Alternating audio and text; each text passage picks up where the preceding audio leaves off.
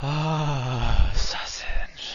Hello everyone, this is Attack the Backlog, the podcast where I, Marc, tries to make a dent in their backlog one game at a time. This episode is all about Hotline Miami, a top-down action game where you murder the shit out of everyone, cause violence is cool, boy. Yeah, you know what I'm saying? Hotline Miami originally came out for PC on October 23rd, 2012, and eventually made its way to many other platforms including PS3, PS4, Vita, Switch, and even Android. Sadly, no love for Xbox or iOS. Oh boy, oh boy, oh boy, oh boy. I fucking hate Hotline Miami. I hate it, and I hate that I hate it because I can see a game that I could love, but Hotline Miami is designed in such a way to purposefully annoy and frustrate you, and, well,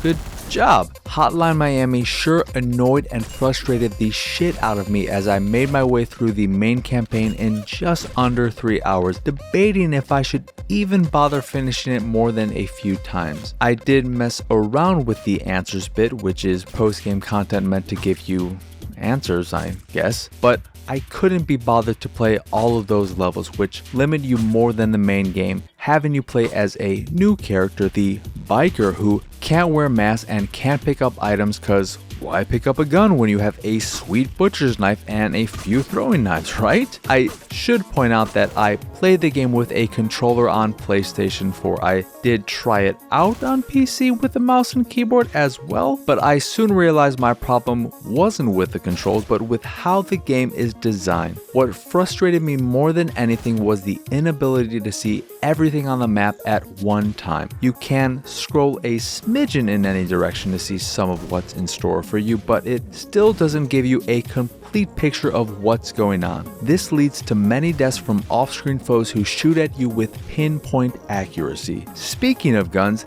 I hate the fact that when you empty a clip and have no more bullets to shoot, you don't use the gun as a melee weapon. Instead, you just do nothing, and that led to more than a few what the fuck deaths. You can throw an empty gun to knock out an enemy, but I don't understand why you can't swing an empty gun in the same way you can swing a bat or a pipe. But the real problem is that I was never able to get into any kind of flow state with Hotline Miami. Always stopping to reassess the situation wasn't fun and constantly kept me from building up any kind of murderous momentum. Most of the time I just ended up killing someone with a gun, picking up said gun, hiding in a corner and shooting enemy after enemy as they walked through the nearest door to see what all the ruckus was about. That wasn't fun or satisfying. That was just me finding a way to deal with the bullshit of Hotline Miami's design, and that's not how I wanted things to play out when I first booted up the game. I wanted and expected to get into these super long runs like a Celeste or Super Meat Boy-esque platformer, but that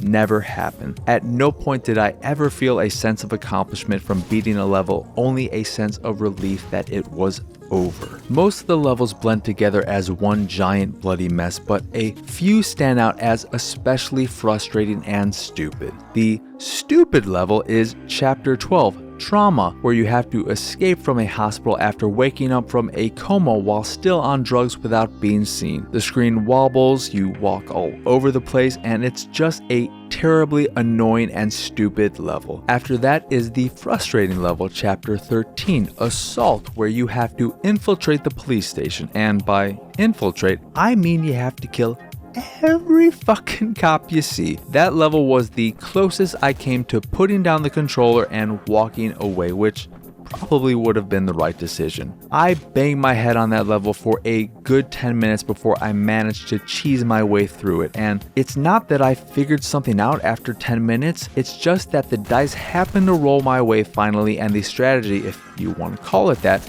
finally work. I don't like feeling this way. I don't like disliking this game, or any game for that matter, this much. But so often I felt like the game was designed to piss me off and screw me over instead of giving me opportunities to feel a great sense of accomplishment, like I just pulled off some amazing feat. And I know there are people out there who think the story is deep and has significant meaning, and I'm not saying it doesn't, but the story never did anything for me. Maybe it's because I was too frustrated to care, but I never asked any questions about what I was doing or why I was doing it. And when I finished a level and had to walk back to my car, walking through the incredibly violent scene I created, I didn't think, oh God, look at what I've done. Instead, I just thought, oh, thank God this shit is over. It's not all bad though. The music is fantastic and I like the look of the game, but none of that matters when I hate playing the game. And it sucks because I think it could have been great with a few small tweaks, but then again, most people love Hotline Miami, so I'm clearly in the minority in my criticism. And on that topic, let's remember, these are my criticisms and that's it. Is Hotline Miami a bad game? Who's to say? Not me, but I can say Hotline Miami is a bad game to me, and no one is more bummed about that than me. What started off as excitement quickly turned into frustration and ended up as disappointment with just a dash of sadness. Sadness because I never expected to dislike Hotline Miami as much as I do. It's rare for a game to make me audibly scream out in frustration, and Hotline Miami made me do that on more than one occasion. So while I'll never like Hotline Miami, I sure as hell will always remember it. Anyway, that will do it for this here episode of Attack the Backlog. Once again, I am your host, Marc.